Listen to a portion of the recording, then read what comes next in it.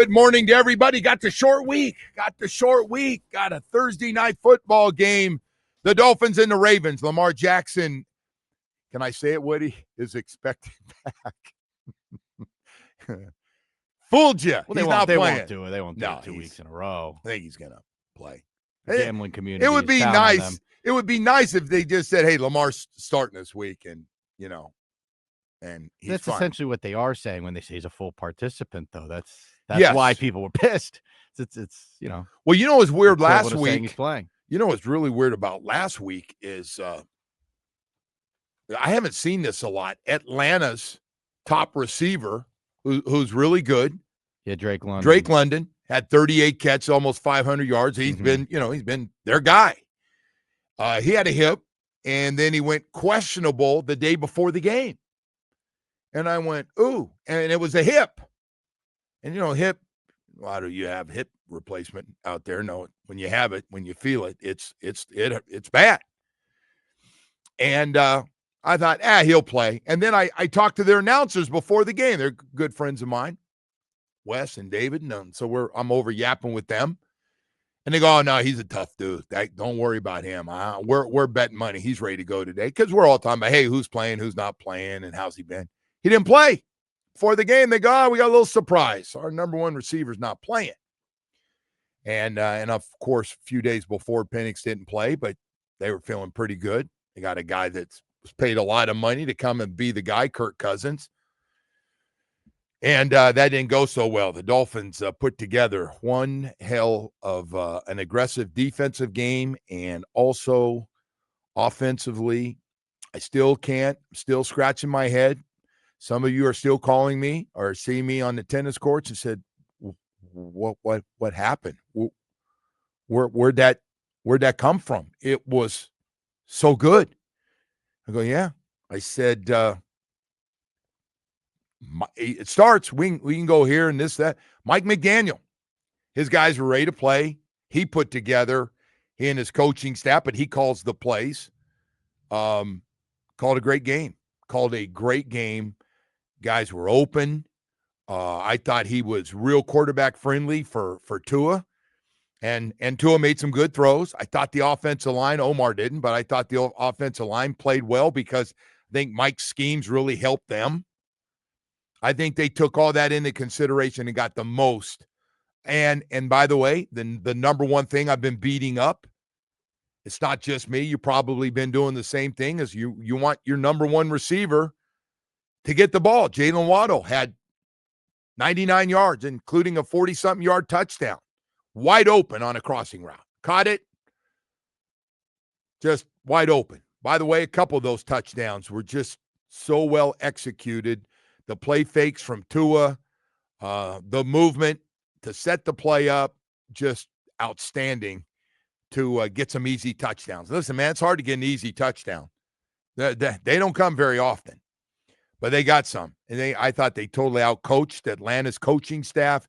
I thought this from top to bottom. So now, and you're going, wow, where's this been? The week before, we looked the worst we've been all year, and we've been bad. And they bounced back and put that together. I can't explain it. And so which team's going to show up in a couple of days? I hear everybody say, the Ravens need this game. They're only a couple of games out of first place now. They still play the Steelers a couple of times and all that. And I'm going, hey, man, Dolphins need it too for a lot more reasons.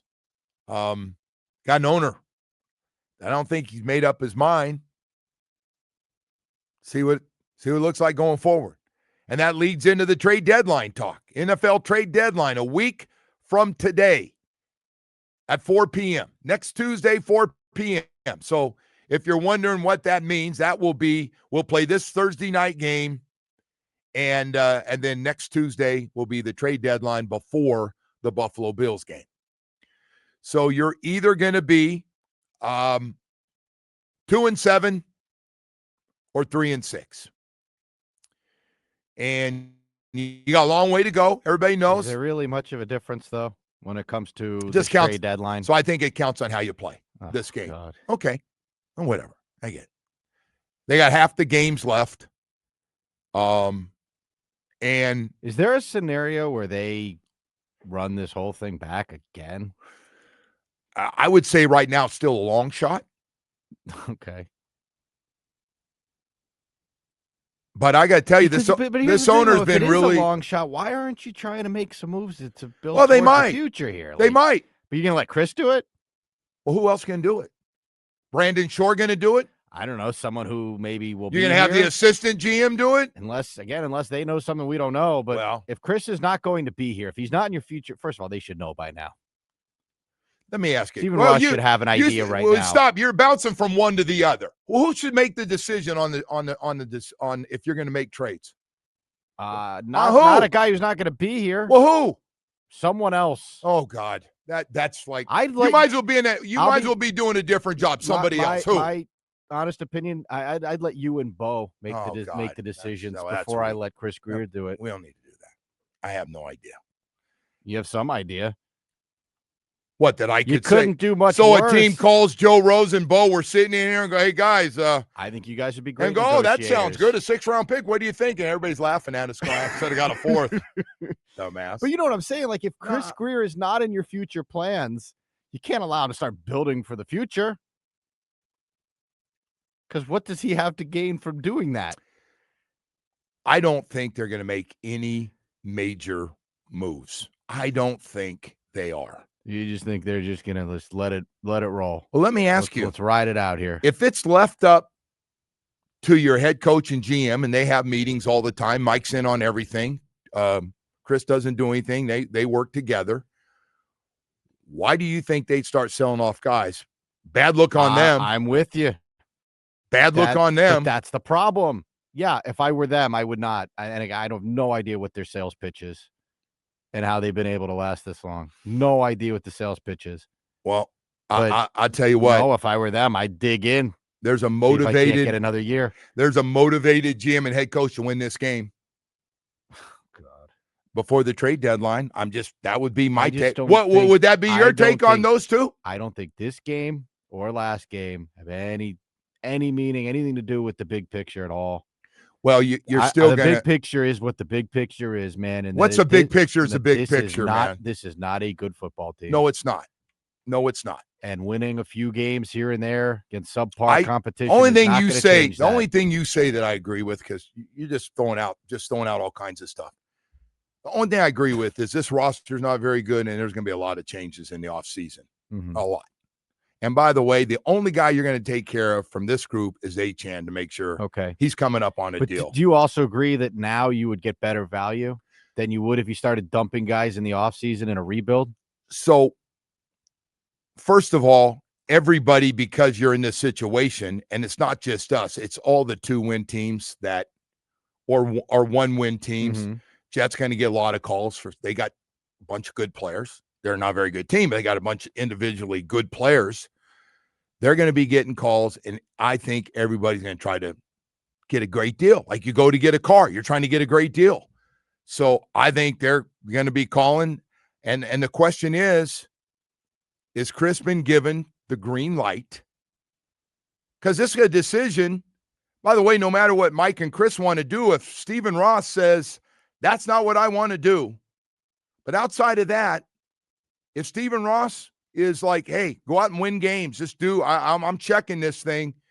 And Chris should be telling them, hey, we got some people who are interested in this guy and that guy, pass rushers. Everybody's looking for pass rushers. People are looking, we got a lot of running backs out. You know, I keep hearing Jalen Wright's names all over the place. So then it comes down to, you let Chris talk to the other GMs. Those guys all talk all the time. Those GMs all talk to each other all the time. I've been told that. Everybody's got everybody on, all of them, man. That's the business they're in, man. Hey, you want to make a deal? My backup, he's not going to play here. Yeah, we actually liked him. We'd be interested in having him. And they come up with some kind of draft pick. But we're not just going to give guys away because we've got 2 wins. The Jets aren't just going to give somebody away unless they're not in the plans and they're not playing great. Then But then again, Woody, you still got to finish the game with 53 guys. What are you going to do? Like, you still got to have enough guys to get through. This is what you have. This is what you have right now, and you're shorthanded in some positions already. So I don't know, man. If we can just throw out all this basic stuff, like we need to trade 3 or 4 guys and pick up draft picks, and I'm going, great. But now, how are we going to do it? Who's it going to be? And do you want a guy that may or may not be back? I'm being nice. I think Stephen Ross really likes Chris. So I don't. Well, obviously he likes Chris. When brought him back this year. Yeah, jeez, he does. That's a good point. Anyway, I know it's not what everybody wants to hear, and I get it. And trade deadline. And by the way, ESPN's got this big thing out that we're going to be the most aggressive team between now and Tuesday at 4:00. And I just go, man, I don't know. I'm just on the sideline here watching in a good seat, close, but I don't see it. I don't see it. So, but I get why people want it, to blow it up. And well, I mean, I think that's coming regardless. Oh no, there's going to be a lot of new faces. I think the bigger thing is they're trying to figure out what they have in this draft class and how much better they're going to get between now and the end of the year and last year's. Mm-hmm. Like, we got to get Chop Robinson going a little bit. Is the doomsday scenario for Dolphin fans that they win 6 or 7 games and I don't know what Stephen Ross sends out that note? I really like the direction we're heading, and I have trouble believing if we have that amount of wins, which, you start talking about 5 or 6 wins, you're talking about almost a top 10 draft pick, right? Does that sound right? Right? Yeah, probably 10 or 12. There. And you're going backwards. I'm guessing at some point, and I know Stephen Ross is not big on change and going through this and likes people. But I can't imagine everything comes back the same if you have that amount of wins. I'd be disappointed myself.